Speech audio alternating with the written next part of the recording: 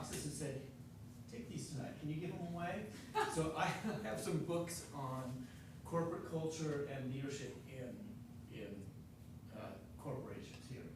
Free to anybody who wants them, their next stop otherwise is Goodwill, you know, and we get a wide range of people at these meetings. Well, normally, yeah, so, That this applies to. all right. So anyway, that's the ad, they're right here. If they're still here at the end of the evening, I'll take them back, but otherwise, feel free to stop by and grab one, or say what we're good for. Unfortunately, I think I have. So we've just, yeah. So we've just started our lending library here, and so, which means you have to come back next month, bring it back, and you can check out another one. That's not a bad idea to have a lending library. They had about 9 books there, but I was carrying a backpack, and I didn't want to carry all 9. I had no idea There's how next well this month. would go over. Next, Next So- month, there'll be another set.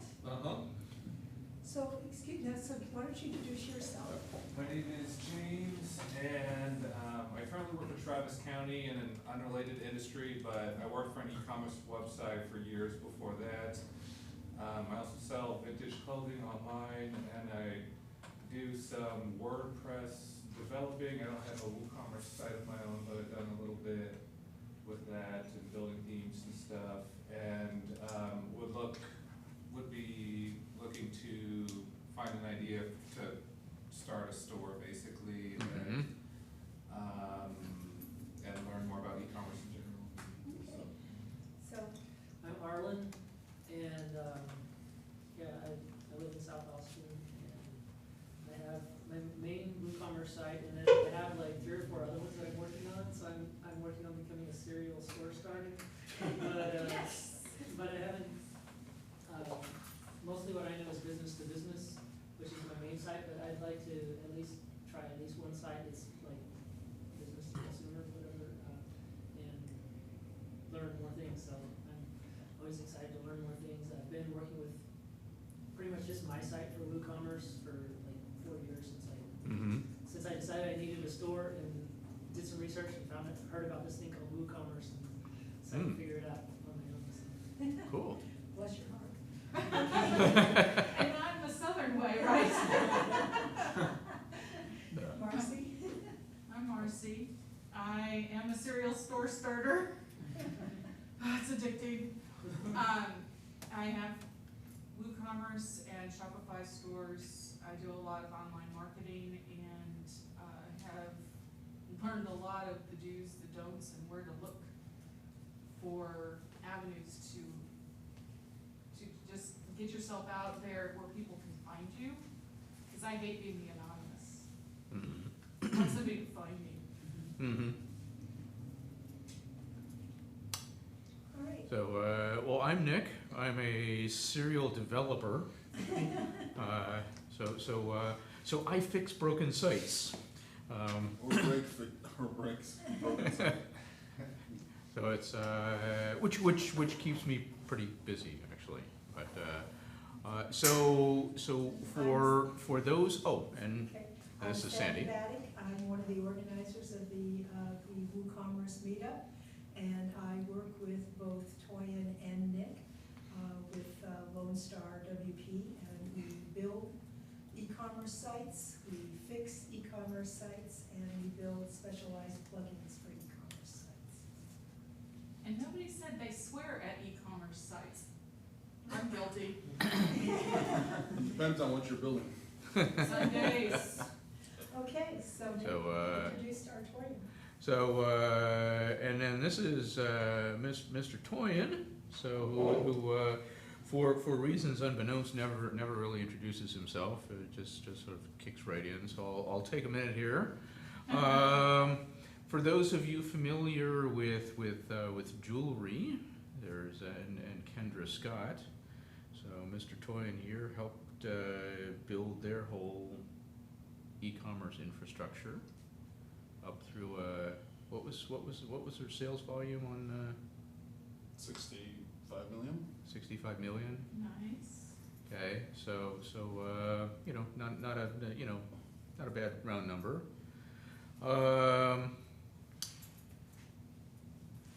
Organized a dress company in their warehouse. I was like, wait, Were what? your ears burning when we were discussing Yeah. that? And so anyway, has a lot of experience, and actually probably more e-commerce going back. God, how many years? Almost 20. Gosh, it is 20. Yes. 20 It's years, yeah, 2019, isn't it? yeah. Almost So 20 years. Yeah. making a lot of big stores, a lot of small stores, and Everything between. pretty much everything in between. So as much as I like to pretend that I know what I'm doing with WooCommerce here, I typically will ping Toyin somewhere around 2 in the morning and going, I'm stuck, and he's usually still up. Yeah, that's true. That's good to know. So, Toy. So anyway, I'll so remember that. explaining the issues of e-commerce and Black Friday and all the ways that you can get into trouble and get yourself out of it. Mr. Toyin is going to guide, or is going to explain to us how to survive Black Friday with grace. Is that, That's always the help. All right. Are you leaving your laptop? I can leave my laptop. All right. You probably want displays mirrored, right? I what? So you can actually see what's going on. Sure. Yeah. So hang on just a sec. And I plug this sucker in, but you actually have an HDMI port, right?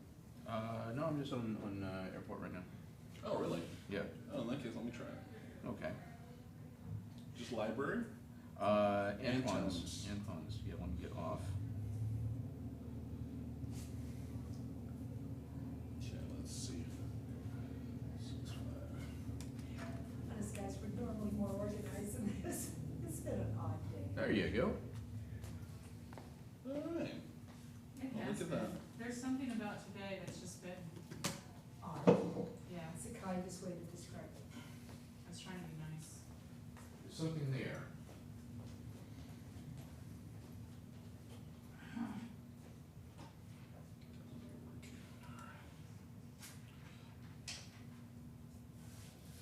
Oh, yeah, that works.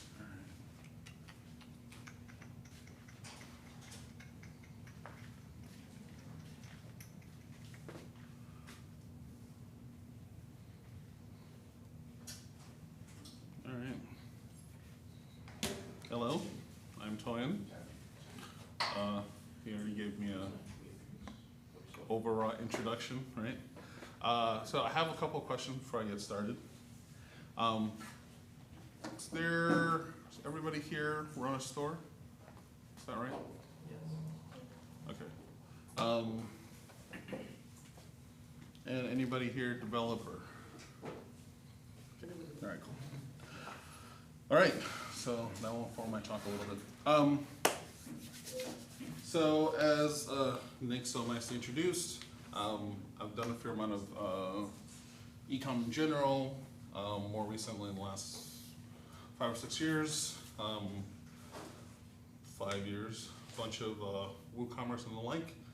And so the goal here is to give you, so normally I do this talk too late. I normally do this talk end of September or sometime in October, which people have complained, correctly so.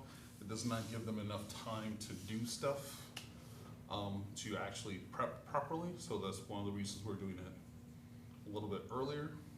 Also, that gives you at least one more meetup in case you tried something and you have further questions, right, to prep yourselves. So everybody knows, Black Friday and Cyber Monday, what that means, at least for online e-com. I don't know about your specific stores, but depending on the store and the industry, people get as much as 25, sometimes 30% of their year's business is running through that week of time, right? And so if you're the kind of store where you are getting that kind of traffic, or if all the planets have finally, things like that, then your site is not going to, the hope is that your site does not have the same levels of traffic as it normally has, right? And so the question is, how do you prep for this kind of thing? How do you make sure your site stays up? Now, if you're running Shopify or you're running BigCommerce, BigCommerce is slightly iffier, but Shopify has a reasonable track record, probably past couple of years, of keeping most of their sites up during that time frame. So you probably don't have to worry about it as much. If you're running WooCommerce, you're going to, depending on who your host is, depending on where you, what kind of plugins or complications you have to your site, you might want to go through and run through and verify that your site is going to be fine, right? In most cases, your site isn't going to fall down, it's just going to slow down. And as we know, people have no patience on the internet, and the goal is to help you verify and test that your site will stay performant. And if it does not look like it will, then the goal is to help you try and think of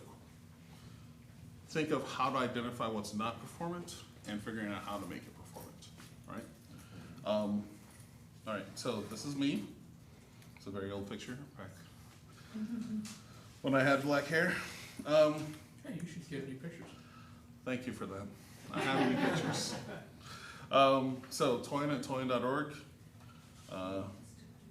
That I will see that within a day or so if you have questions on anything. Okay, so this is just a random list of e-com systems I've worked with in the past. I think this is just the past 10 years, 12 years, something like that. With the most recent stuff being at the bottom, I guess.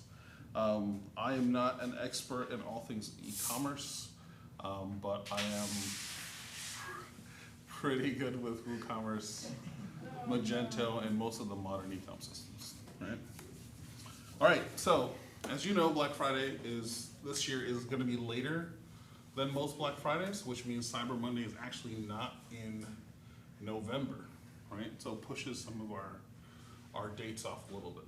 So since you guys are already store owners, I'm going to skip some of these or go a little faster through.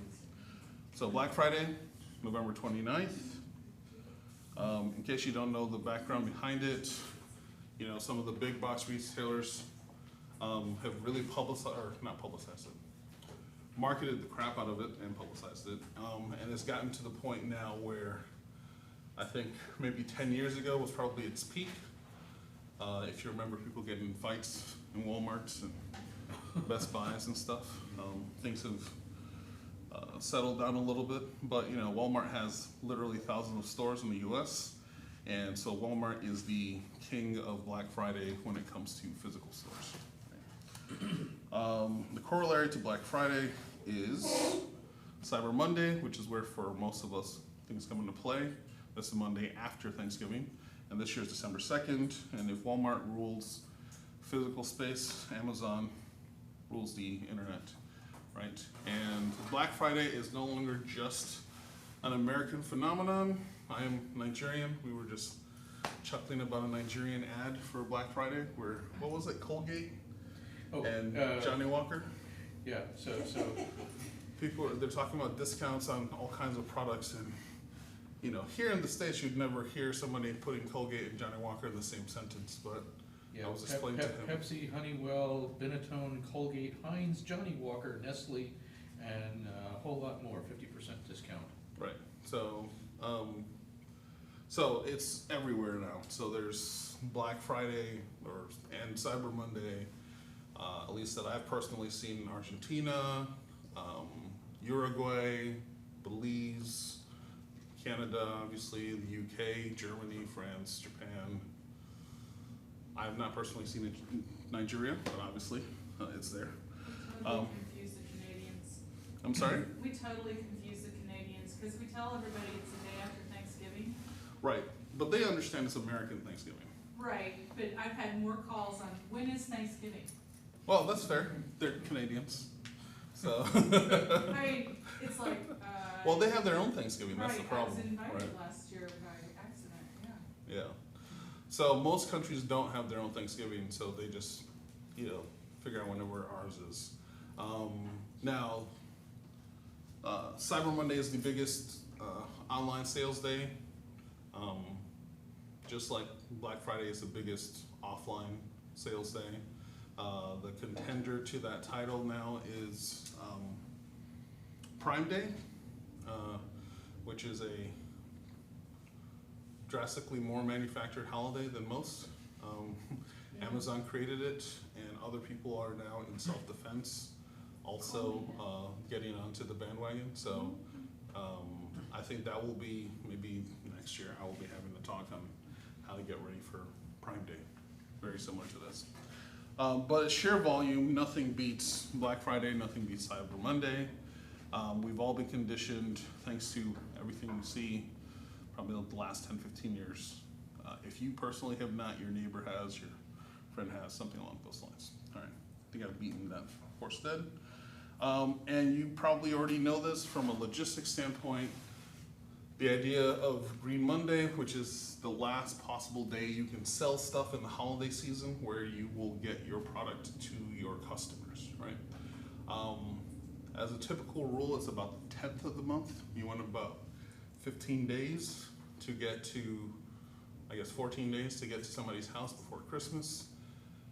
That, of course, depends on if there's snowstorms in the Northeast, if there's a strike at FedEx or UPS or stuff like that. And so you want to tweak your days a little bit because Thanksgiving is so late this year. The normal adage of about 10 days before Christmas, 10 to 15 days before Christmas is going to be a little off because 10 days before Christmas is on a Sunday, so you really want to go like the week before. So it'd be the 9th. So it's like, I think it's like 16 days or something. All right. All this stuff makes sense? Another big change, if you've probably been paying attention, is that FedEx is no longer serving UPS. It's no longer serving Amazon, right? Which means that will probably increase the shipping that goes through the post office and it goes through UPS. Amazon obviously has its own new sort of. Those little prime trucks. I'm sorry? Those little prime trucks. Yeah. So they're all what do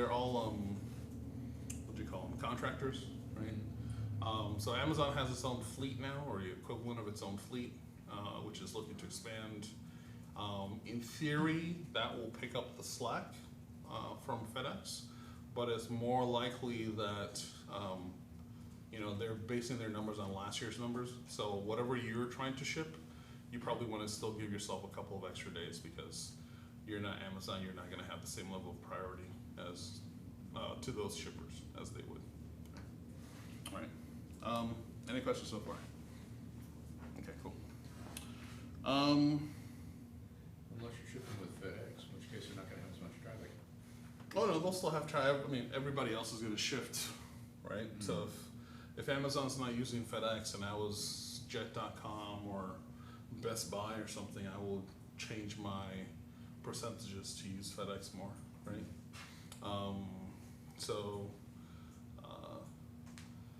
When you're at a grand scale, this stuff probably matters. The rest of us are sort of just, the remoras to the sharks, right? And so what they do, we don't get choices, we get consequences, right? So you just have to be careful of that, or at least be cognizant of that when you're planning your logistics for that time of year, right? Anybody here use Shopify besides Marty? Marcy? Besides Marcy, sorry.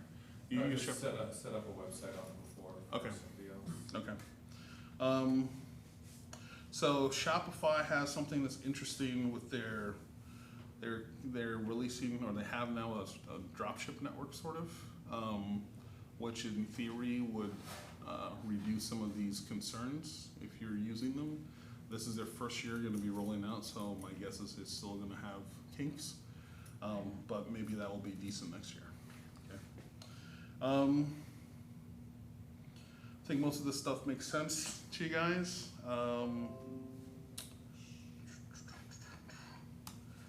I've always wanted there to be like a Boxing Day thing. You know, if you think, so like, you know, Canada and most of the Commonwealth, the British Commonwealth, there's a thing, Boxing Day is the day you go back and you return stuff people bought you that you don't actually want. We don't really do that here. But I always thought that it'd be interesting now where, you know, if you buy something on Amazon and instead of saying I want 2-day shipping, you're fine to get it, you know, a few days later. Amazon will give you a few dollars credit. I think it would be kind of interesting if you say something like, I'm willing to get it on the 26th. You know, assume you have like family over for a week over Christmas or something. I think it would be kind of interesting if you were willing to get it on the 26th or the 27th, if the price would be, you know, further discounted. I don't know if that's going to become a thing, but anyway, let me get back to this. So you guys generally understand why this stuff is kind of important, depending on your industry. Oh, actually, let me back up. Do you guys have any kind of idea right now what your percentages are? Is it more than 5% or more than 10% of your business runs in that time frame, in that Black Friday, Cyber Monday window? Anybody? Yearly? I think last year mine was really sitting about 60% during that 3-week period. When did you start though? When did you start? September. Okay, so that would be, so by 60% you mean that was all your business? Because like you had, basically had Labor Day before I was that? selling some Okay, during that time. The problem came down to, in the end, shipping. okay, And shipping is king at, you know, in the November, December thing. right. So a Christmas gift is not a Christmas gift if it gets there on Boxing Day, right? Especially if people might have left your house or, you know, they finished unboxing their stuff. Yes, sir? So if you're importing stuff through AliExpress where you're looking at a 6 or 7 week lag time to begin with, Mm-hmm. what is your answer for handling the Black Friday component of that? So you go out 8 weeks. So 8 weeks from December 25th is just before Halloween, right? And so that is when you will be putting up a hello bar or something equivalent at the top of your site. Last day to buy for Christmas is this, Yes. right? So that means you cannot be you're not in the Black Friday sale market, right? If you're doing drop shipping where it's being drop shipped Mm-hmm. from China or Pakistan or somewhere else and it's going to boat here, you can't participate in most of Black Friday. Okay, just based on timelines. Yeah. You know, if you're doing Black Friday, the Black Friday window right now is 3.5 weeks. So that is not enough time unless you're gonna pay the extra to DHL it by plane or FedEx it or whatever. We have 3PL that gets in shipments daily. Right. I mean, even So if you they get a drop shipping. 3PL, third-party logistics company, if you get a third-party logistics company that gets the products in daily, if I ordered today, if your customer orders today, someone somewhere in China or somewhere in Germany or whatever has to package that thing, take it somewhere for it to then get shipped to you, right? If you're lucky, it's small and it comes in on a plane. If you're not lucky, it's on a container, Right. or it's in a container on a container ship, and it's gonna sit there for 2 months to get to you, right?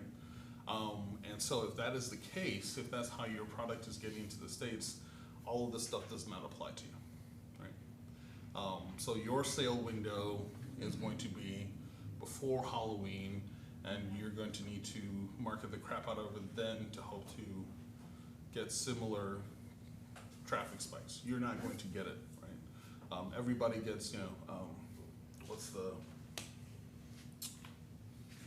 reason Black Friday works so well, or Cyber Monday especially, is because most of the work for a store owner is to convince your customer to pull their wallet out of their pocket, right? So any other time of the year, there's psychic negative energy for me pulling this thing out, right? But Black Friday, Cyber Monday, my wallet is already out, And so it's no longer getting me to pull it out of the holster. It's just getting me to spend that in a second place, right? And so from that basis, that is why Cyber Monday works. If I'm already buying from Amazon or buying from Best Buy, then Tiger Direct or Bob's Bikes or wherever else you want to sell your product from becomes a lot easier to convince somebody to buy a second item or a third item or a 17th item than that first item, right? So that's why, since everybody already has their wallets out, we're trying to take advantage of that time of year. All right, so we've already talked about Amazon, we've already talked about Walmart. As a general rule, you cannot beat them on price, right? I think it's a specific rule. You cannot beat them on price. But what you can beat Amazon, and especially Amazon on, is expertise. What you can beat Walmart on, in addition to Amazon, is customization, a sense of community, a sense of knowledge, right? So if I am into knitting and I need somebody to explain to me the difference between two kinds of crochet needles, that is not something I'm gonna get from Amazon or Walmart. But if I'm a knitting specialized store, that is information my store might have, right? If I'm looking to buy an electric scooter, instead of using one of the ones outside, and I want to understand the difference between a 500 watt battery pack and a 750 watt battery pack, Amazon, Walmart, whoever is not gonna give me that same level of detail. So being able to answer deeper questions is the place being able to answer deeper questions is one of the areas that you can differentiate yourselves from the big retailers. Right? Another place to differentiate is also things like being able to bundle things, right? So I want to buy a cell phone of some kind. Cell phone's not a great example, but let's just say I want to buy a cell phone of some kind. And we will also recommend to you, here's the best case based on our personal testing. Here's the best charger that goes with this best case and this best, phone. Here's the wireless service that goes with this. Obviously, for something like cell phones, this is well-trod, territory. But if this was a chess set, or if this was stereo equipment or cameras or something, this is a place where you can have differentiation versus bigger retailers. All right. Any questions? I don't think anybody doesn't know this already. All right. So I'm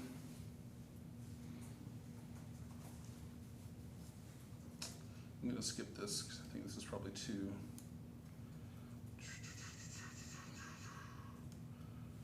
Talked about that. All right.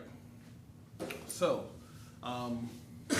let's talk about what your normal processes are. When an order comes in, your warehouse is in Dallas, is that right? Yeah. What products do you do? I sell to businesses, so it's parts for office machines, Okay. parts for equipment. Okay. So you're B2B right now, primarily, right? Okay. Yeah, and I would like to start something else that's more Okay. to consumer. So as B2B, this doesn't really affect you that much because businesses aren't as swayed by. Yeah, Sales is- Black Friday usually isn't a big thing in my business. Right. Okay. How about you, sir? Ours isn't up yet, but it's dance costumes for rent, and so this probably wouldn't have that kind of a peak season. All right. This is weird. All right. How? I'm gonna go with Marcy. Marcy, Save them, girl, save them. Save give me an example. it. Otherwise, I'm gonna have to dig one of mine out. I'm sorry, I lost my track. What's the store you're thinking of in particular for Black Friday? Oh, What's your product? I have, we do classes, gift certificates for classes, and we do equipment sales and transfers for firearms for people that want them in for Christmas. Got it. Okay. So these are primarily gifts, or Those are primarily gifts. okay, got it. Okay. So, so when somebody's ordering something from you, what is the, just ballpark, what's the turnaround time from when the order comes in till when the order goes out? Is it a day, a week? Generally, it's 2 to 3 days. All right, so let's say it's 3 days. And let's assume they are also here in Austin or nearby, so it's gonna take them 2 days or something Right. for them to get the product. Okay, so that's 5 days.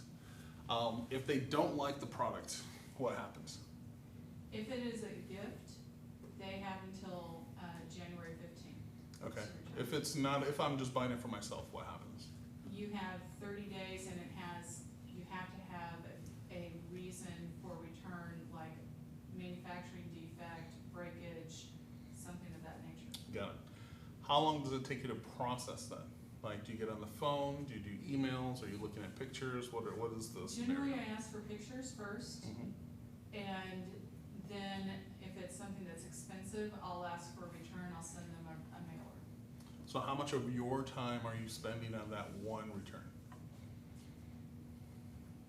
Sometimes 15 to 30 minutes. All right, so let's say 20 minutes, okay? So that means if you had 3 returns, that'd take you an hour, right? Pretty much. Okay, so, as a general rule, whatever your return percentage is during the year, stays your return percentage during the holidays, all right? So if you have a return, one return, let's say you're unlucky and you have a 5% return rate, so 1 out of 20 items during the year, in the holidays, it will stay 1 out of 20 items, more likely, okay? Which means that if you're now selling 60% of your volume in that time frame, you probably won't be able to handle your returns, Right. right? Or at least you wouldn't be able to handle them the same way, right? Or low. Right. So what happens then is to, when you start thinking about, and it's not just for returns, imagine you have a phone number people can call in for, right? And normally you get 4 calls a day, right? If this thing is 25% of your business for the year, you're gonna more than quadruple your number of calls in a day. You're gonna be on the phone all the time for that week, 2 week period, right? And so it's not something that one person can handle anymore. It's no longer something that's just ancillary to the business. You now need to have a dedicated couple of people just to take in those calls, right? You're right. So, what are things you can do to prep for that kind of thing? So wherever you are taking in customer feedback or questions,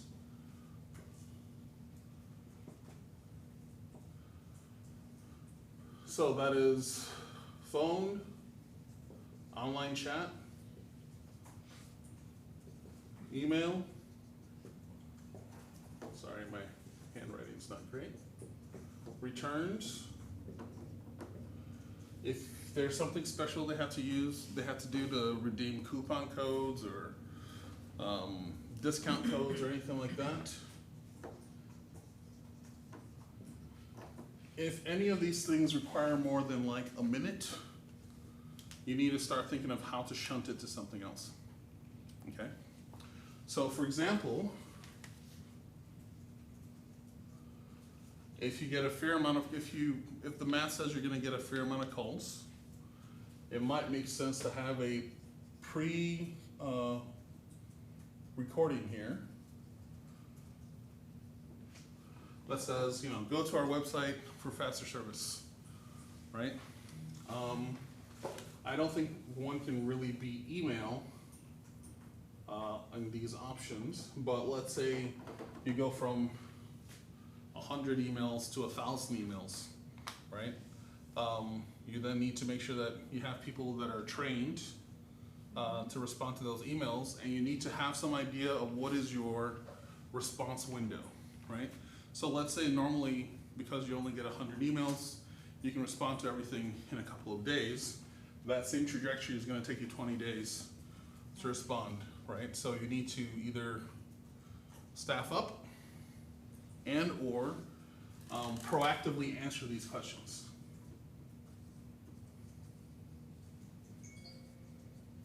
So this might mean a month before you have a project of expanding frequently asked questions to try and trim down the kind of questions that come in through your email system, right? Or it might mean that in the online form, if it's an online form, that somebody is using to send you email questions, you give them a bunch of presets, and if they pick any of those presets, instead of them having to send you an email, you might be able to give them their answer there. Okay? ManyChat's useful. I'm sorry? ManyChat is useful. ManyChat for email? No, Oh, to deal with some of the stuff, because most of my contact from customers came in through live chat? Okay. So I'll get to this in a second. So coupons, if and when possible, make it that it's something that people can self-serve, right? The only exception to that, of course, is if something is extremely expensive, you want to verify. You still want to do the same kind of staffing up, because you don't want it just because of the holidays, meaning that you're getting higher rates of fraud. That is one of the changes that happens during the holidays, because everybody that understands the holiday season understands the math, and they understand that you're not doing the same level of diligence on things like fraud prevention. And so fraud does go up during the holidays. So if you do not keep that, whatever your reasonable levels are, you will lose money to fraud during the holidays, right? So try and make it self-serve if possible. Okay, so let's talk about online chat. If possible, you want to avoid talking to people on the phone. And the reason is one person can handle one other person on a phone call, right? But a person, anybody that operates a phone or a computer nowadays can handle 3 to 5 simultaneous online chats, right? And so as part of your methodology from getting people off the phone, if it's gonna give me a 5-minute wait here, but it's a 30-second wait to do chat, it makes a lot of sense to push people here, right? The benefit, of course, of also having an online chat is they're already on a digital device. You can send them links, you can verify their data, et cetera, et cetera. It's slightly faster. And depending on the software you're using, it might be built in to whatever technology you're using, right? So with chat, you're 3 to 4 times you can handle throughput. You might still want to reduce this, right? So I hate to say things like you might want to not have your phone number in the top right during this holiday season. You might want it only on the about page. You still want your phone number somewhere. You just maybe want them to earn it a little bit more. So you might remove the phone number and put a chat with us link, right? And that would be a benefit of using online chat. Now, there are very few things you can do to speed up returns. One option is obviously no returns, which is not a good look. Depending on your product. Again, if you're doing drop shipping, right, you might not be able to do returns, right? And so this is something that if you do not accept returns for certain products, that should be on the product page. No returns for this product. Or even if you normally do returns for that product, it might be the time of year where you don't take returns for that product, right? So either no returns for that product, or if it's something you think you might get returns for, make sure you're very explicit with your return policy, okay? So that means, we must have pictures, or the box has not been opened, or no software has been installed, or whatever it is, whatever your criteria is, you must be very explicit about it. And also think about things like, are you paying for the shipping to come back? Are they paying for the shipping to come to you? As a slight cheat, it's always better to have them pay, mostly because it reduces the returns that come in. If you want to wow them as a positive experience, of course, then you want to pay for it, okay? And so those are the kind of things you need to be thinking about. And a lot of this is not a technical solution. This is a process solution, right? So as you see here, returns policy, terms of service, right? Those are the kind of things that you are going to want to have stated somewhere. Nobody's going to read your return policy. Nobody's going to read your terms of service. But you want to be able to say it was there for you to have gone to check. Nobody's going to read the details on even the individual product pages. The internet, people don't read. But it has to be there if you want to be able to later say, look, it was on that page saying for this time frame there is no return on this product. Okay. Now, when we're talking about email or we're talking about chat or even any of these communications, right? The hope is that over the course of the year, you have come up with good samples of communiques to your customers, right? Even if you haven't, you probably have your top 10, top 50, top 100 questions, right? So invest time into frequently asked questions, if you have not already. And if you haven't, and it's stuff that maybe you don't want to make into frequently asked questions to be public to everywhere, you still want to write preset answers for common questions. So especially if you're adding new people for email or online chat, you don't want them to be winging it and saying something that might not match with what you would say. And so what you want is to say, hey, based on the questions you've asked this customer, it is scenario 1 or scenario 43. Here's the response for scenario 43. Copy and paste scenario 43 there. Don't just make up your own sentence, right? So that's another project that'd be worth doing, is spending time, so not just proactive answers for frequently asked questions, but also proactive answers so that when that person is interacting in real time or near real time with your customer, you can then send them a response that makes sense. Okay. Oh yeah, tone of communication. That time of year, everybody is itchier, if you will. So it is always best to be nicer. So if there's any kind of situation where someone in a bad mood might read it differently than you would, err on the side of being of a kill them with kindness approach, right? The last thing you want is somebody getting on Twitter and besmirching your company because somebody put a comma in the wrong place, or they didn't say thank you or please or something along those lines. Right. Yes, sir. That's very common. I had a question just about going back to telling people to get across details like non-returnable item. Mm-hmm. Is it good practice to put information like that, like is the last image? You know, how you can put text in an image, because you know that people are gonna look through all the images. Is that Right. something that's good to do, or is that kind of a bad experience to do that? That's a good question. I don't have any firm data on that, right? So that is not something I have done during the holiday season. As a general rule, you don't want to do that during the regular year because that's one of those things that's going to probably reduce sales.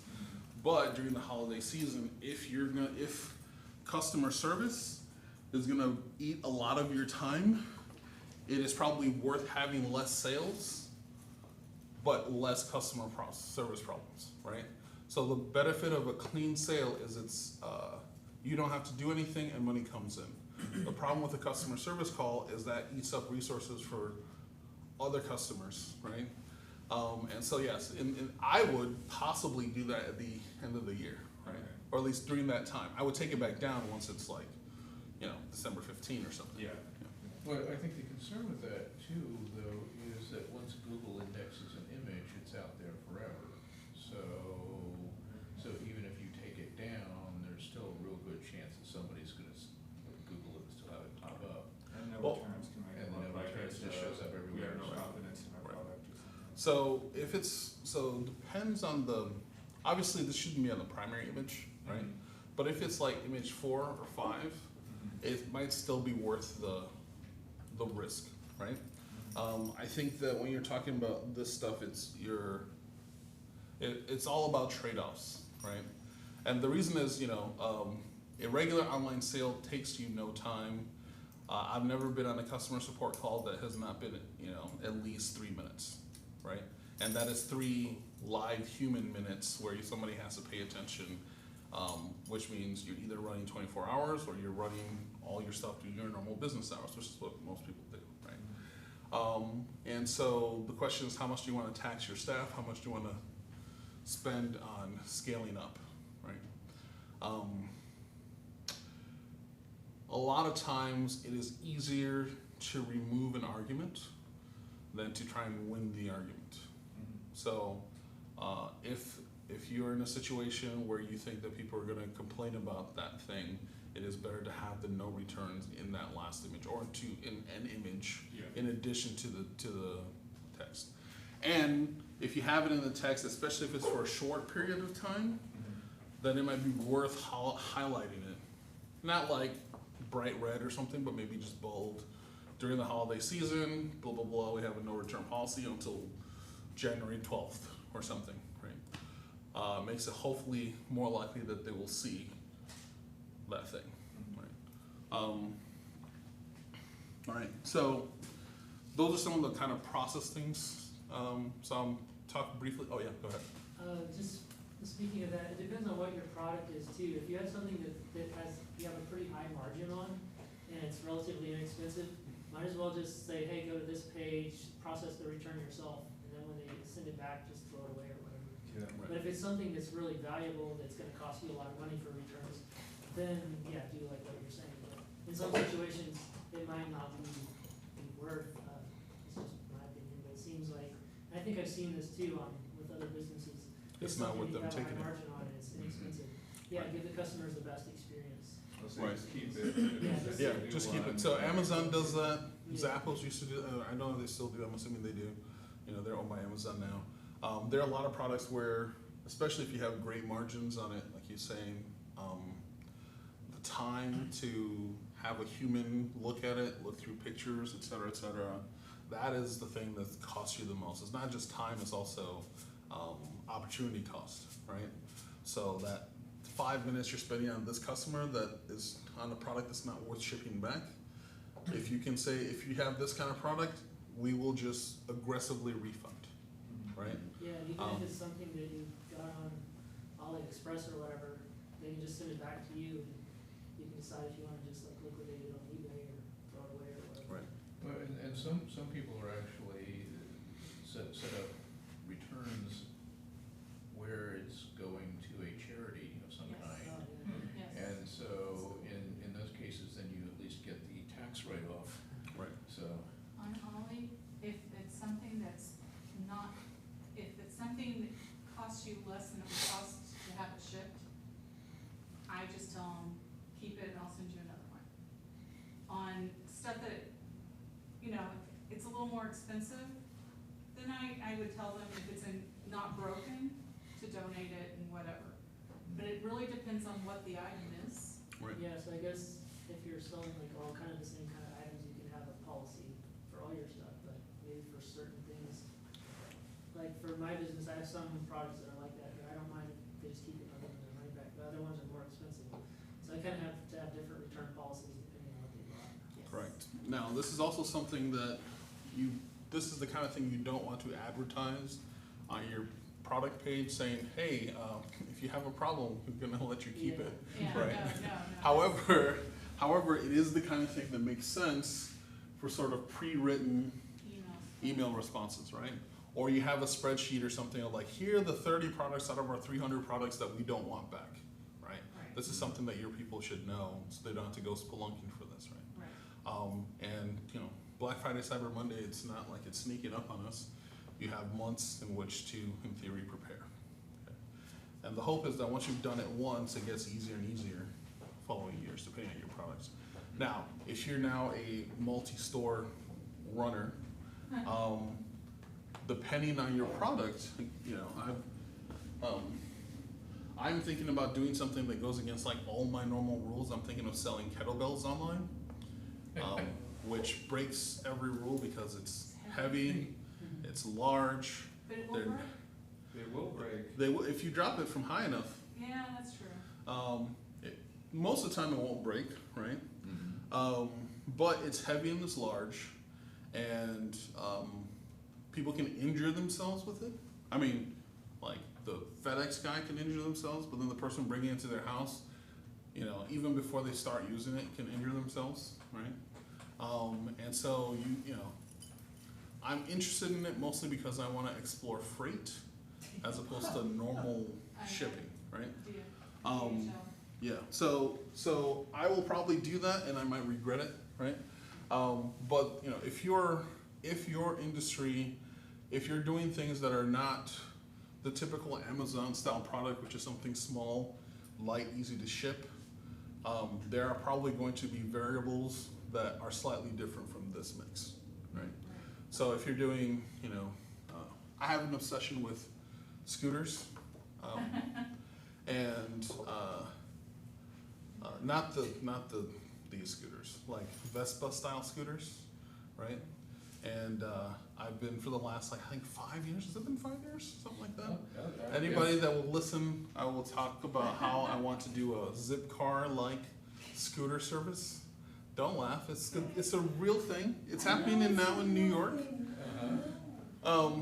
And so. No, I'm laughing because you just keep talking about it. I know, but it costs like a bunch of money. I don't know if I don't even like to ride scooters myself. I just think it makes sense as a business opportunity. I wouldn't look at a scooter. But, you know, it's the kind of thing where that kind of product, to get it from China or to get it from Mexico or something, and then assemble it, you know, it comes in a box this big. It takes them 30 minutes to an hour to put it together before you can start using it. That's the kind of product that if you're selling it to a regular person, you might not want to ship directly to them, right? There are companies, there's one in Austin, they have a shop here called Satva. They do mattresses, right? If you want to order a mattress, there are lots of places they'll ship you a mattress, and you gotta rip open the box and it'll sort of take in air and set the place down, right? But other people will give you white glove service, right? So this is one way you can differentiate yourself. And so by that I mean, just like, you know, if you're buying a washing machine from Home Depot or something, they would deliver the washing machine to your house, take out the old washing machine, put in the new washing machine, get rid of the old washing machine for you, you don't have to worry about it, and they make that installation process seamless, right? Especially if you're older, or you're technically unsavvy, or you get confused by IKEA booklets. This is worth, it's worth the extra $50 or $100 or something for fulfillment of that kind of product, right? And so logistically, it's a little bit difficult because you need to be able to source people physically near all your customers. But it's often worth it from if you care about the wow experience. There's something we used to say at Kendra Scott, which is the wow experience, which is sort of a normal experience. An experience that's worth talking about, if you will. So if you have a heavy product, or again, like my motorcycle or moped kind of product that's coming in from Mexico or Canada, that's the kind of thing it might make more sense for it to stop at a weigh station somewhere near that person, and you have that person deliver it, right? So you might say, hey, find somebody on Craigslist that will assemble the product for you and deliver it to your customer. You pay them $50 to do it. You include that cost to the cost of the customer. That is more than $50 worth of value to the customer because they don't have to spend their weekend trying to figure out how to assemble this thing. Or worse, they assemble it and it falls apart onto them as they start writing it. So those are the kind of things to be thinking about when you're thinking about logistics. All right, so now for some of the technical stuff, more people now buy products on their phones than on computers, at least for the B2C market, right? Depending on the kind of product depending on the kind of customer you have. If your customer is under 40, there's a higher chance of them buying on their phone now than they are on their computer. It's not by much. You're talking about 55% to maybe 45%, right? So I'm a long in the tooth computer guy. I don't buy anything on my cell phone. But you know, if my daughter had her way, we would buy everything on her cell phone all the time, right? So If your daughter had her way, you just leave your credit card on her phone.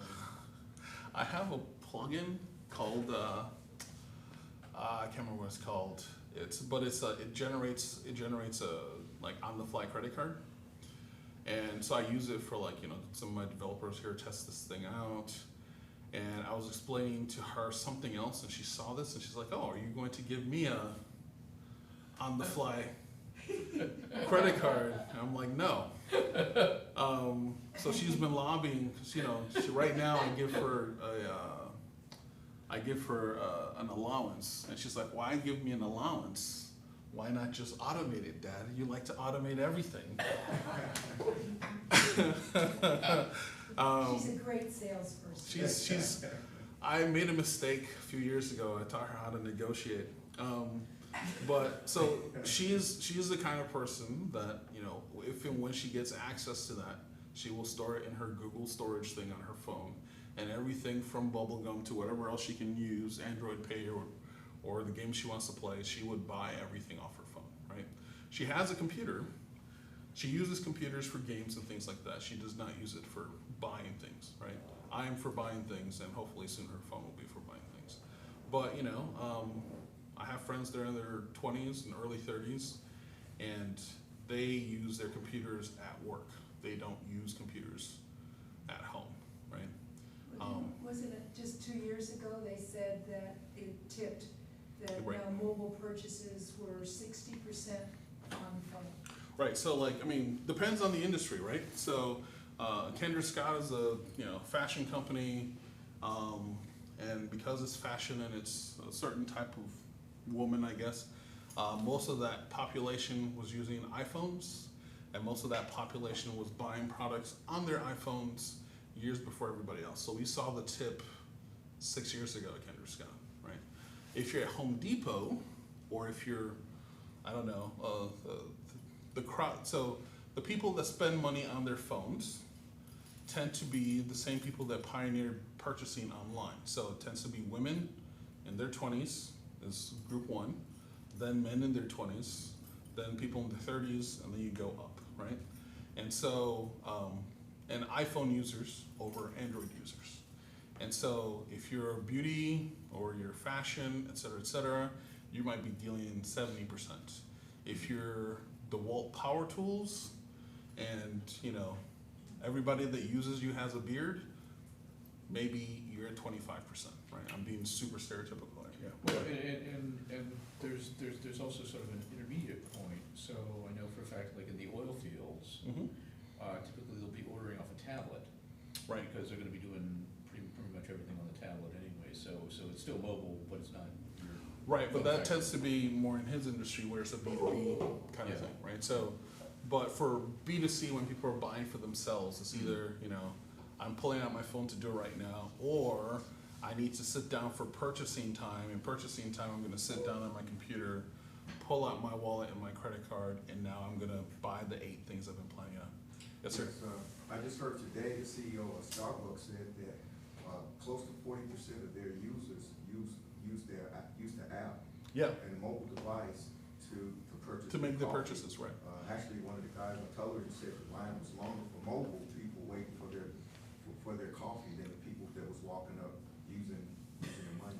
Right, so this is a thing that's happened in New York, I think it's already been shut down, where you have credit card only stores, right? There are lots of pros for credit card only stores, like your employees can't steal cash, you don't have to worry about a drawer, and it's as quick as a swipe or a card thing, right? Most people, when they're using cash, there's change involved, which is always pesky. Somebody has to actually understand math to give you change back. This is true. And so there are lots of reasons why you want to do digital if possible. But that is not why Starbucks cares about it. The reason why Starbucks cares about it is if you imagine your loyalty cards that people used to have, what you're paying with the app is not just paying with the app. One, Starbucks gets to keep the float, which is you load your credit card with money. From the time when it gets charged to the time where it actually goes out of your bank, there's usually a day or two. And the interest in that time, Starbucks gets that money, right?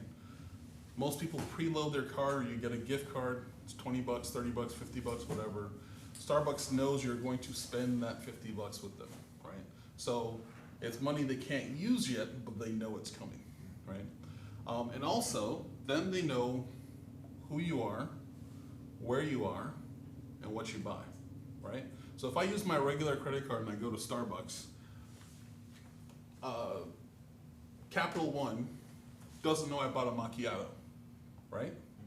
But if I use my Starbucks ID and I go to Starbucks and I buy the macchiato, Starbucks knows for the last 73 visits I've bought macchiatos, right? They're not going to advertise me a black coffee or something, right? So, I mean, I'm a black coffee guy, right? But if I go and I buy black coffee, they're like, oh, well, he's spending, you know, $2 or whatever it is for $3 for black coffee. Maybe it's time to try and entice him to get they might go crazy and try and get me to drink a Frappuccino, right? But more likely they're gonna say, try something with a little foam or something in it, right? And so that would be their approach, right? If I'm already buying a fancy drink, they're not gonna push me they're not gonna advertise a less fancy drink, right? If I'm buying a cold, you know, they have these, they look like Guinness, they're now like cold beers that look like, or cold coffee, yeah, nitro, yeah. So like, if I'm buying cold coffee like that, I might make sense to sell alcohol to at night, right? Because if I drink nitro coffee, I might drink nitro beer, right? And so they also have other information about me, right? How often I'm not just in the store, how often I'm near the store, right? So there's a lot of information that they get, and it's one of their best moves that they've done. And actually, this is Starbucks' equivalent of Amazon Prime, right? Because now that I have the Starbucks app on my phone, I'm never going to Dunkin' Donuts, okay? I'm a big movie guy. I mean, I have a large television, but I like being the difference between a television and a movie theater is one you're watching the movie and the other you're in the movie, right? So I like to be in the movie. And I spent money and I got like the AMC Stubs thing, which is only unfortunately at the mall, right? But you know, I'll give you my pitch for them. I went to watch Mission Impossible last year, and my friend called me. It's like, dude, if you're gonna watch Mission Impossible, watch it on IMAX. It will blow your gourd. I'm like, seriously? It's like, seriously. So I go to Mission Impossible, and it's $19 to watch this thing on IMAX. Wow. And I'm like, I'll do this. It's 19. I mean, Tom Cruise breaks his leg. He almost falls out of a helicopter. One of these days he's gonna die making this movie. It might be this one. I'm gonna go see it. Right? So You know by now. it might be an Easter egg. They don't want to spoil it. So I plunked down the $19. I go watch the movie. The beginning of the movie, they say, hey, you can get an AMC Stubs card. It's $21 a month, and we will credit you this movie you're in right now. And I'm like, wait, so $2 extra? And I get to see any movie, including IMAX and the rumble seats and everything? So of course, I signed up for that, right? I have seen, and you get to see 3 movies a week. I'm tired of movies right now. Because like, usually be like, oh, Saturday I got like 4 hours. Normally I'd be like, maybe I'll go see a movie, I'll putz around on my computer. And now I think I'm gonna watch 2 movies today because I can, right? The same way, because now I don't go to the Alamo anymore, right? I only go to the Alamo if I have a bunch of friends that are saying, let's go to the Alamo, right? The Alamo has better food, they have weirder movies, but I go to the mall, which I never go to normally, because I get to watch prepaid movies, if you will, right? So it's the same thing. That's the same thing Starbucks does, it's the same thing Amazon does. It's not just that they are enticing you to spend money with them, they are disenticing you to spend money with other parties, right? Okay, so what you're saying is that if people are setting up their WooCommerce stores, they should look at setting up some sort of club or some sort of special thing that would make people use your services more? That's not what I was saying, but that's a great segue to that. Yes. That is something that is very interesting that one can do. It's a little outside the scope for our discussion for holidays here. But if you did have some kind of membership club, one of the kind of benefits you could do is earlier access to products or faster shipping, right? So imagine something as if your product is small, you're probably going with first class mail anyway, right? But what if you could take a product from 5-day shipping to 4-day shipping, right? And depending on where it is in the country, it's really 5-day shipping versus 3-day shipping for $1 extra or $2 extra. That might be worth it for somebody if they are in your fancy club, right? Especially if they buy the thing a lot. So if I bought, let's say, printer ink all the time, it might be worth getting printer ink a couple of days earlier, or getting it on an automated basis. These are things that are, again, outside the scope here. But yeah, those are places where that kind of thing would make sense, right? So I've talked about mostly policy and process stuff for what you can do to improve your human operations during Black Friday, Cyber Monday sales, right? But a lot of the stuff you probably also need to do, some of it is technical. Okay, so there are 2 websites I'm going to mention here, and I did not put them in the slides, I apologize. One of them is GT Metrics, and I know somebody did a talk for the WordPress meetup for this. The other one is Google Page Speed.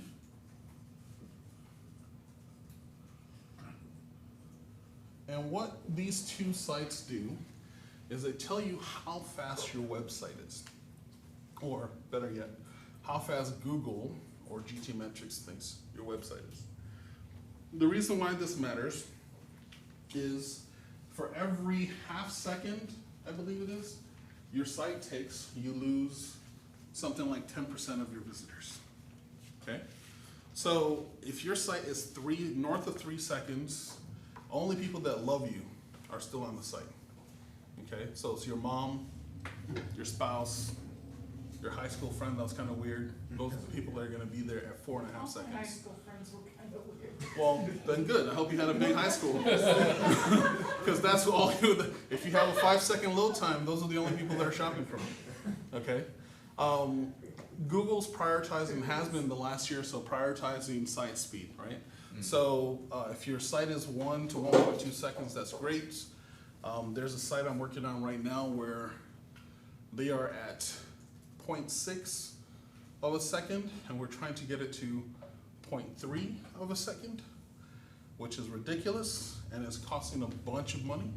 But they figured out that if they can cut their time in half, it will increase their sales by 15%, Okay. right? So they don't care how much they're paying us within reason, right?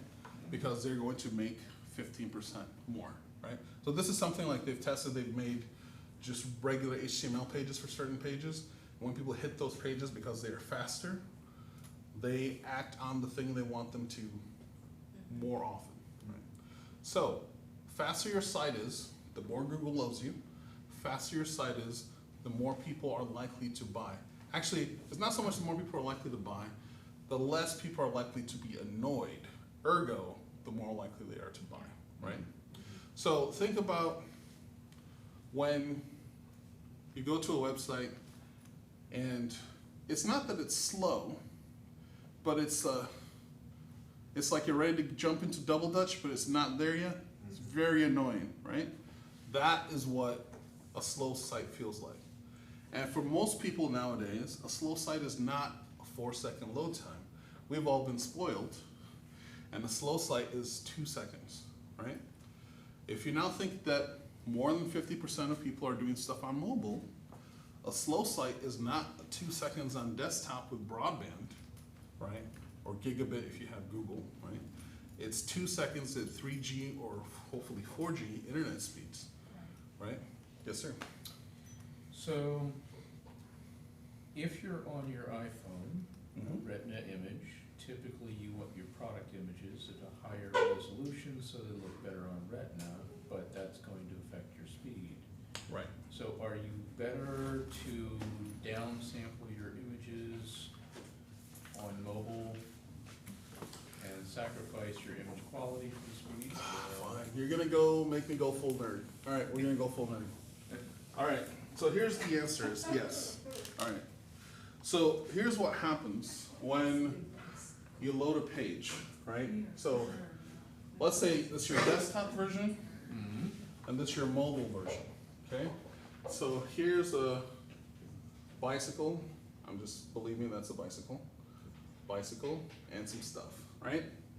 And this bicycle has like 4 other pictures showing you how cool this bicycle is from different angles, okay? So this is 5 pictures, plus your logo, plus who knows what else. The stuff that's eating up all the power or all the bandwidth are your images, right? Okay. When we go to mobile, you really want to show bicycle text. You draw the box, pass 1. Pass 2, you do a low-res version of the image. Pass 3, then you do the high-res version of the image. Okay? This used to be very hard to do. You can do this now. There are, in HTML5 code, you can do different breakpoints, and so you can load it that way, right? Okay. The reason why you want to have the box even with no image is because it then lays out the rest of the page. Even if it's a box and it gives you a spinner, people are tricked into feeling like that page is complete already or near complete, and it's better than a page where nothing is showing and then it all pops in at the same time, right? So think about today. You took the elevator up here, right? There's an old civil engineering story back in the 1910s or so, when all these skyscrapers were being built in New York. Everybody complained that they were too slow. They took too long to get down to the first floor and take them to the floors where they wanted to go, right? And this is back in the day when they still had human operators, okay? So, approach 1, the standard engineering approach is, let's make the elevator faster. And they did. And some percentage of people puked. So, that's worse than a slow elevator, right? Approach 2, they had express elevators and sort of local elevators. And that works, and that still works in some places now, right? But if you're on like elevator or floor 80, you'd have to take an express elevator to, or let's say 83, you'd have to take an express elevator to floor 80, and then take the local elevator to floor 83. That is even more time than before, but at least you're moving so you feel like it's better, right? All right, so here's what actually won. And if you, next time you go to a big city, like a legit big city with big buildings, right?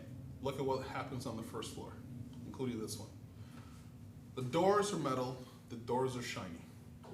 So what most people do, especially in the 1910s, 1920s, is they're adjusting their ties, adjusting their glasses, making sure they don't have anything messy on them, and they're looking into their reflection. And the time when they spend the time preening, they don't think about that extra 3 seconds, extra 7 seconds for that elevator to come down, right? And that is, I know this sounds crazy, but that is the solution that everybody has agreed on for how you make elevators faster, is you give them shiny doors, right? The only places you see elevators without shiny doors are under 4 stories. Everywhere else you'll see shiny doors on elevators. Shiny outside doors, okay? So, why is this an important thing? It's not that the elevator is any faster, it's that it feels faster, right? So put a mirror on your website? Put a mirror on your website, yeah. So just make the whole homepage black until we're ready to present? No. So when you're seeing a page like this, and this thing comes in and the box is already there, the text is already loaded, right? So you already know what the site is about. Text is already loaded, you're waiting for an indicator for this thing to load. You can glean 80% of what you need without seeing the image, right? If the page hasn't rendered, you can glean 0% of what you need, right? The other thing that happens is it doesn't try and load the other images. It loads only the first one, and it's after the first one has loaded the high res, then it starts loading the secondary, tertiary images, right? So these are the kind of things that you can do technically to speed up the perception of your website, okay? One of the things we talk about being mobile first is when you're designing your site, again, depending on your market, this is the one you should spend more time on, not this, right? Even if your customer base right now is still a desktop crowd, in another 5 years, they won't be, right? So prioritize optimization at mobile dimensions, okay? Running these guys, again, tell you how fast your site is running or it's perceived as from a desktop and from a mobile perspective. If you guys run through these and you have questions, feel free to ping me and I can see what I can do to help. And once you see that kind of thing, it would lead you, hopefully, to places you can improve your site performance. Yes, sir? Is there an easy way to implement this? Like, is this something that can be done like with plugins or stuff? Or Yes. does the developer have to redo the whole site? So some of it can be done with plugins. It's always a trade-off depending on how far you want to push it, right? There are a couple of plugins. WP Rocket is a paid one. And Auto Optimize is a free one. It's a freemium one anyway. These are two. This one's pretty good. I mean, they're both good, but since this one's free, you can get an immediate bump from that. And it will not fix everything, but it might be something that speeds up your site. Now, if this does not work for you, then you have to spend a little bit more time figuring out what's going on. But usually what it is, you know, there's some CSS files, some JavaScript files, it combines them, shrinks them, things like that. And so that's what these plugins will do to help you reduce the number of files that your website is loading. So remember we talked about how you hit this page and you load the image in each of these images here? Well, also you're loading JavaScript files for the action that's going on the page. You're also loading CSS. And so one of the things Google and every other browser cares about is reducing the number of files that your browser, that server is sending to your browser, right? What these guys do is they'll take the handful of JavaScript files or a handful of CSS files and they'll scrunch them together. Another plugin, if you just look for Smush, I don't remember all the different ones, but there are 4 or 5 different like Smush plugins. And what they do is they'll take an image and they will optimize it for, they will try and reduce it as much as they can without changing what the image looks like. So it reduces the file size. Yes, sir. So does the number of files actually make a difference with HTTP2 and current downloads? Yes. Because you still have, depends on the browser, right? So most, I'm sorry, we're going full nerd again. Most connections, you get up to 4 connections for any endpoint. So you might have, if you have multiple statics, you might have like S1, S2, S3, and if each of them have 4, now you're actually processing all 12, right? But if it's all S1s, you're only gonna process 4 at a time. Okay. Okay. So Chrome, Firefox, and I think even Brave, any of the Chromium servers limit to 4 on a namespace. Okay, yeah. Okay.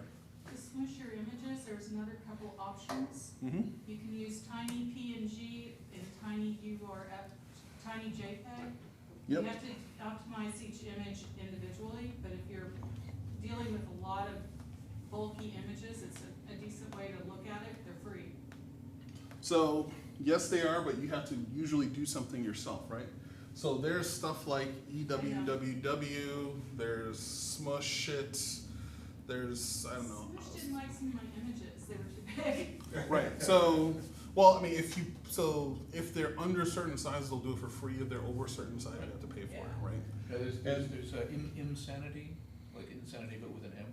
Yes. Which downsamples the uploads before you put them in. And then there are things like image opt-in and things like that. So there are lots of options for how you reduce an image. However, this one, or not this particular, there's not one I think called Smush, but if you go searching for Smush, Smush it. yeah, you'll find like 4 or 5 of them. They're all using the same engine. And so what they will do is reduce the image sizes in the background, okay? So what you can do is you run this, you put your URL in here in these sites, and they will give you some number or grade for your website. And then you can do some improvements and see what your grades are. If you have questions about that, there's always our Slack channel, or you can post on WP Austin, and maybe we can help you improve the speed there. And if none of you, just going back to the Slack channel, the Austin meetup has a Slack channel called the Water Cooler. And if you have a question, you post it there. And if you want to be registered for that, just leave me your card with your email address on it, and I will register you, and you can, that way you can access the Water Cooler easily, and always post a question there, okay? All right, so let's cover a couple more things here real quick. So most of what I've talked about is how to speed the site up, or how to speed the perception of the site, or how to optimize the sale, right? You can also optimize after the sale, right? So what are things that make you, so you've convinced somebody to buy from you once, right? Or more than once. You convince them to buy from you at this point. Hopefully you don't fumble the shipping, the logistics process. They get their product. The goal now is to convince them to come buy from you again later in the year, or keep you in mind for next Black Friday, Cyber Monday, if they're only buying once or twice a year, right? So how do you do that? You can do things like send content that might be useful for their product afterwards. Like if you're selling cameras or something and somebody's bought a camera, it might be worthwhile to send them a drip campaign or a set of emails later saying, here's how you can use your camera, right? Or you bought this kind of camera, we'll give you 10% off your next lens that goes with that camera, right? Or if you're willing to leave a review, whether positive or negative, just to tell other people, it one gives you extra social proof on your site, and two lets you know what people really think about that product. If you give us a review, we might give you a percentage, or we'll give you a downloadable product or something of those lines. Nobody wants to do anything for free, but you want to be careful that you're not exactly bribing your customers, right? So there are things like that you can do to entice your customers to come back to your site. Another big one, of course, is to try and get them to sign up for your mailing list. So there's a difference between the fact that they bought something from you, which means you have their email, and they sign up for your mailing list, which means they gave you permission to market to them, right? So if somebody buys something from you, you can always email them about the product they bought. Oh, there's a recall on this product, or we realized we sent you the wrong product, or we have available a cleaner for this product that we'll send you for free or something like that. Those are the kind of things that you can send attached to that product. But once you're past maybe 30 days, you really shouldn't be emailing somebody about that previous purchase, right? If you want to entice them to buy from you again in the future, it's imperative to try and get them to sign up for your mailing list while they're still in that window. The easiest way to do that is as part of your checkout process, and I don't remember the name of the product, but if you're checking out in WooCommerce, and actually I think it's baked in now, there's a checkbox they can click on. You can have a default clicked or default unclicked, where if they click on it, it automatically says, hey, add me to the mailing list. Right? It's a MailChimp plugin, doesn't it? Yes, MailChimp does it. I don't know who else does it. I think Klaviyo does it. I think Contact does it. There are a handful of the different mailing services do it. I just don't remember which ones do. Some of them do. And if that's the case, then they will automatically get added to your mailing list as they purchase the item, okay? And so you want to separate product-specific transactional emails versus marketing emails, okay? Skip some of these. All right, so everybody understand what upsells and cross-sells are? Yes, okay. Bundles, Abandoned carts, okay. I think the one that's probably the most useful here would be abandoned cart and drip campaigns. So abandoned cart is if somebody visited your site, they maybe even put the item in their cart and they forgot or decided not to buy it. That would be a scenario where you want to remind them wherever else they go on the internet that they want to buy your camera, they want to buy your hat, et cetera, et cetera. Drip campaign is the thing I talked about before, where somebody has already purchased, or they send it to the list, where you sort of drip out small nuggets of information over some time, over 3 emails, 5 emails, a week's worth of emails, et cetera, to pass them information. All right. You don't want to get fancy before Black Friday, right? So don't make any major changes, especially code changes, before Black Friday, which means don't be adding new plugins a week or 2 weeks out. You essentially want to get to a point where you've baked your site and you feel this is good for now, and you let it lie until December 10 or 15 or whatever, right? You want to reduce the risk that anything you're changing in that time frame is going to negatively affect your website. Yes, ma'am. When I looked at the release schedule for WooCommerce, I noticed that, and for WordPress, I noticed that they're going to have a release schedule in November. So Yep. I'm thinking we lock down and then deal with the new release after the holiday. Yeah, that's How do correct. you- how do you That's handle correct. that? So they tried to do that last year too, Yeah, they right? did. And everybody crapped on them because it's stupid. You To- can learn. No. It's stupid to update in that time frame. And so if they had done it, some of the people I talked to that are hosts would have not done the updates until December, right? Because you don't want to risk, even if it's, a 1 in 1,000, 1 in 10,000 chance that your site gets negatively impacted, you don't want to run that risk if it's working just fine right now, right? And so that's why, even if it was running in November, my guess is, unless it's like November 10 or something, if it's before then, maybe. Once it's after then, it's gonna be shut down just like last year. And so to me, it's an example of theory over practice, right? In theory, it's good to release code every month at a certain cadence. In practice, you don't push code when it's potentially dangerous, right? So you don't want to push code 2 weeks before Black Friday. You don't want to push code maybe a week before not Thanksgiving, before Mother's Day or Valentine's Day. You want to, keep things. You want to be as sure as you can that your site is stable before that holiday window, right? And so it's not saying that. I mean, I've been in situations where I've pushed code 3 times, 4 times on a sale day, if we had to, or we added some new feature. But as a general rule, you don't want to do that because it's just sort of tempting fate, right? And so that's why you don't do those kind of things. And then final checks Wednesday. Most people don't work on Thursday, right?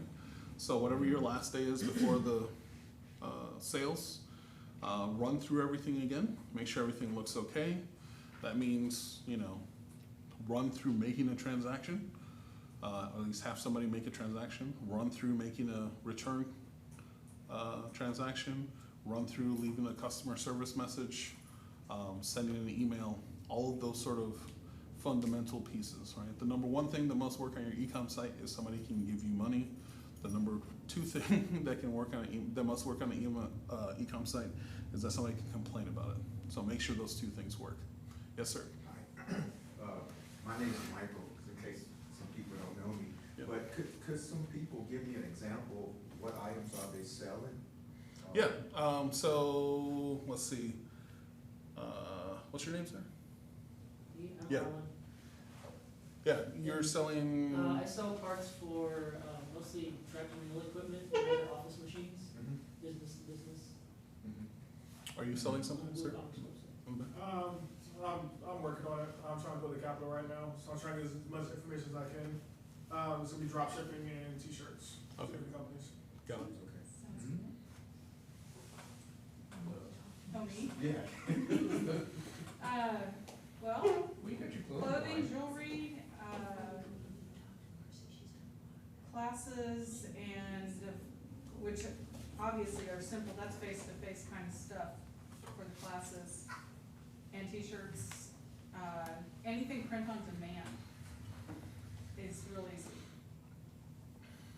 But if it's print on demand, you probably missed this earlier, you're going to miss out on some of the options you can do for the holiday season, because that's going to stress your delivery window, right? So you need to know, you need to have a good idea of how long it takes for something to be ordered from print on demand to actually get to a customer's house. So instead of, let's say, a 10-day or 12-day window before Christmas, you might need a 20-day window before Christmas. And all the print on demand companies will usually give you a heads up sometime in November. Here's the last day we're taking in work. And so then you can also broadcast that to your customers. 2 weeks before 4th of July, they have a cutoff, guarantee of people receiving their merchandise. Right. So they'll tell you. Right. So for shirts, it's like 4th of July, Christmas, depending on the part of the country. If you're on the East Coast, maybe St. Patty's Day. Those are the kind of times you'll have cutoffs. For other kinds of products like books and things like that, it might be, again, Christmas and the like, but it might also be the start of school. So if you're doing notebooks, or you're doing journals, or you're doing, what you call them, yearbooks, right? It might be the start of school or the end of school, so there'll be a cutoff 2 or 3 weeks beforehand, Right. saying this is the last possible day to make this kind of order. Okay.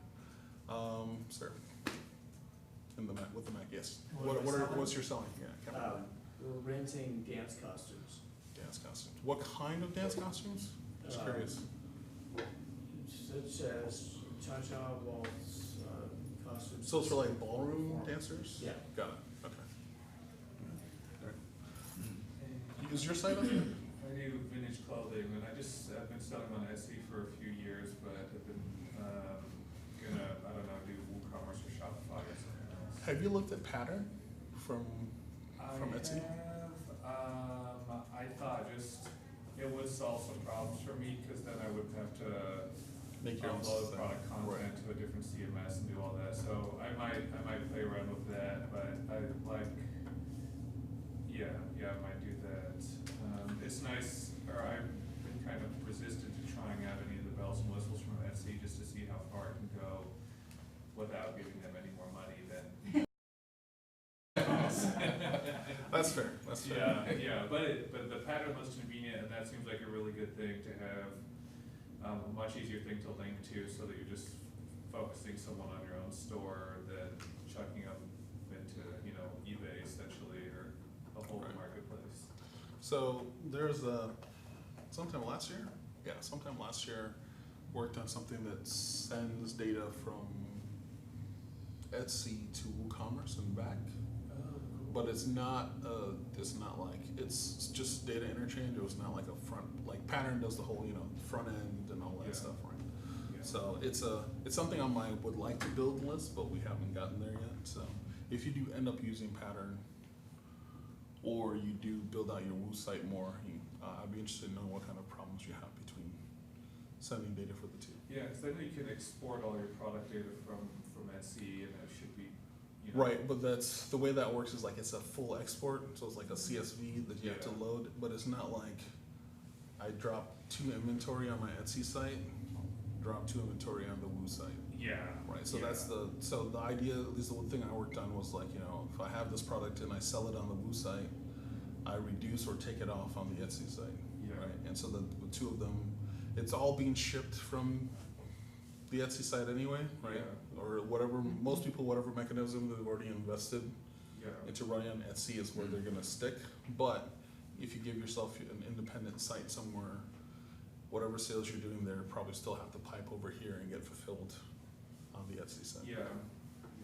More ways to do that would be nice, because I'd like to take the time to put stuff on eBay but that's just a lot of time. And eBay is like different sellers, so it's not quite as much, or different buyers, so it's not quite worth my time, because you get a lot more of like cheapskates on eBay, or people who are like, they're just looking for rock Looking for bottom. the absolute lowest They're price. complaining about everything, so I used to sell on eBay, and that's what I started doing, but then Etsy is just better, because people know what they want, and they're, you know, like what they get more often, and they're not gonna complain. So if you've done vintage clothing, have you looked at Poshmark?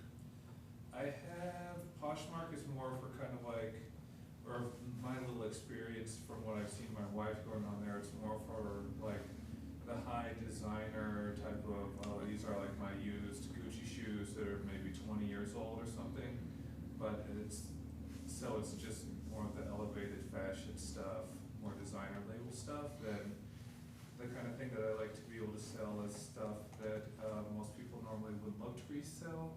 Yeah. But I can take a picture and make it look nice and write a nice description, and then still sell it when it's something that most people would look over. That's the most satisfying thing, to take stuff that's really like nearly garbage, but looks cool, or, you know, there's something unique about it, and be able to sell it. Got it. Okay.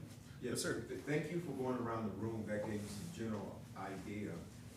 I sell things, a few things, stuff, like you said, cameras that I'm not using. I sell that on Amazon Marketplace from time to time. But if I was to look for a place to find some of the hottest products to sell this season, where would I look? And to piggyback on this guy over here about dropship, Right. where would I look to find some of the hottest items that might be selling this year? Because as you know, it changes from year to year, some of the hottest items. All right, so there are significant pros and cons for that approach.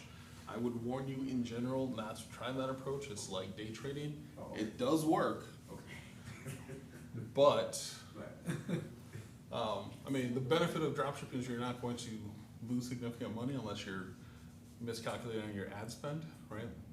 Okay, so the number one place, in my opinion, would be if you looked at what an artist time frame, you really should be looking at stuff that you can dropship that are so custom shirts, a lot of print on demand stuff makes a lot of sense, because just about all of that stuff is made in the States. But if it's like, I want to make a fancy Yeti style mug, it's not worth it. It won't make it here in time. Okay. Now, if it's a Yeti style mug where somebody can put their name on it and a monogram, it will make it, because somebody's already bought that stuff here, and they're just going to laser etch it or sticker it or whatever here stateside. That make sense? Yes. Okay. The other place where you can look for hot products, there are two ways of looking at it. So you can look at like sort of evergreen products. So look at stuff that sold last year, sold the year before, right? That will give you what everybody else is selling. If you're looking for the stuff that's more likely to be a trend or fad for this year, if you go to, depending on the area you're looking, if you go to Amazon, so on Amazon you can divvy up by sort of markets, right? So I can look in electronics or look at clothing or whatever. What you want to do is, if there's some area you already are interested in, you want to drill as low as you can and go up 1 or 2 levels. And every product in that category will have a numerical ranking somewhere on that product, tell you this is product 2073 in the list. And so you can pay money for services that'll track that down, but you can always just click around on a handful of products and see the stuff that have those rankings, and that will give you an idea of what is hot in that region. It's almost always better for you to expand into new products to find something that's already adjacent to your product. Not necessarily adjacent, like, you know, you have a hatchet and you're now selling a saw or something, but maybe if you have a hatchet, it's a Mountain Man product, and maybe something that goes with Mountain Man is snuff or beard oil, right? And so I'm just coming to terms with the fact that there's now like a male grooming thing. My daughter was telling me, she took a picture at Target about how there's now a section that's like this long of male grooming stuff. It is. And I'm like, you know, I'm not 40 yet, right? But male grooming used to be, am I buying a safety razor, or am I buying like a Gillette, 8-blade monstrosity? That was male grooming, right?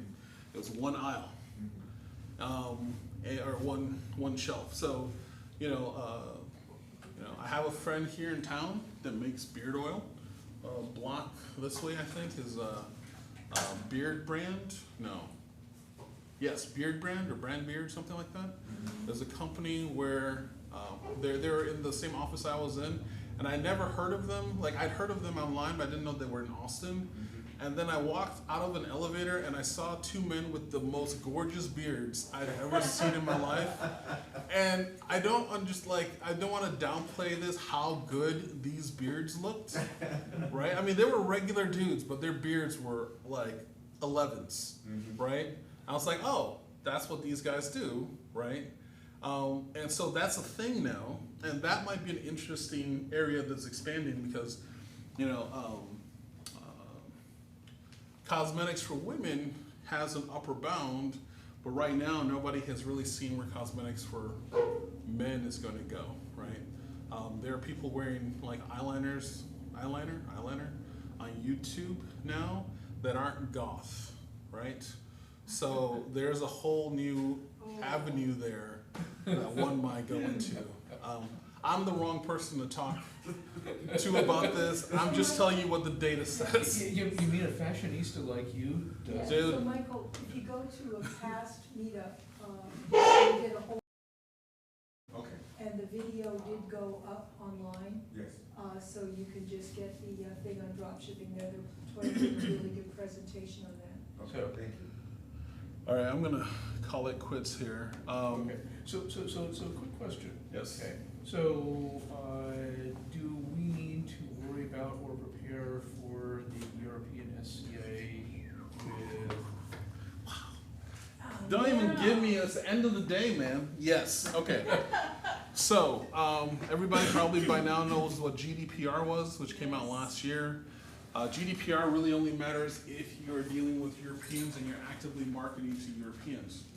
SCA is similar in that it's a very EU-centric rule, and this is, it requires higher security for credit card transactions, okay? In Europe, just like Europe was first with PIN cards, Europe is now pushing thumbprint ID, again, because most people are now on mobile, and mobile is pretty much Amazon or Apple and Google, right? They can ask and push for fingerprint identification, right? So the fingerprint doesn't go to the store or anything like that. It's Google and Apple say, we're verifying that the person that just made this transaction is the owner of this phone, right? And so that's the stuff that the SCA is making, is prepping the way for. So us in the US, if you're selling only to the US, you don't have to worry about the SCA. However, if you're using payments via Stripe, or actually any of the big payment systems, you're going to have to worry about it, because if you're doing anything that's a little bit clever, if you're doing modals, if you're jumping iframes or anything like that, some of those things are no longer going to be respected. They will be deactivated or deprecated to support SCA, right? So the way to test this, most of the payment systems you have, you can actually turn on the flag that says, activate SCA only, and so you'll see whether it breaks or doesn't break on your own time, so you can prepare for it. Usually what it is you just check or uncheck some box and it changes the flow of your e-com slightly, and you'll be fine. For most people down on WooCommerce, you should be fine. If you're using Stripe or BigCommerce, you should be fine. It's really more of a problem if you're doing customized code, or if you are doing something like those little like add to cart buttons that you can get from Stripe. So those are the places that would give you problems. That makes sense? So for most of us, you don't have to worry about SCA, at least not yet. However, So Toyin, here's a question, yes, because we're slapping right up in the edge of when we're gonna figure this out. Could you maybe think that sometime this month you could write up a short blog about that. I could put it up Put me on the spot. Sure, I can do that. How about And that? then I'll ping you guys that, I put the details up because it is something you're going to have to deal with. Right. So I will put it up, and I'll put a link up in the meetup where you can go get it, okay? Right. So I don't think we have to worry about SEA next year. However, my It's- friends at Google and Facebook are worried that we're going to have to worry about our American version of GDPR next year, since Yeah. nobody likes the big tech companies anymore. And the American version of the GDPR is likely to be the GDPR plus something. If that happens next year, then there will likely be the American version of the SEA, if not next year, the year after. Yeah. So it will come to us. And if you guys want to get access to the water cooler for questions, just give me your business card or scribble on a piece of paper or on a paper plate, your email address, and I'll get you an invitation. That way you can always post something up. And if you're stuck, I'm not saying at 3 o'clock in the morning we'll answer, but we'll probably get it first thing the next day. Well, All right, I'm just thank you so wondering much for coming. If you want a free book, if I am at the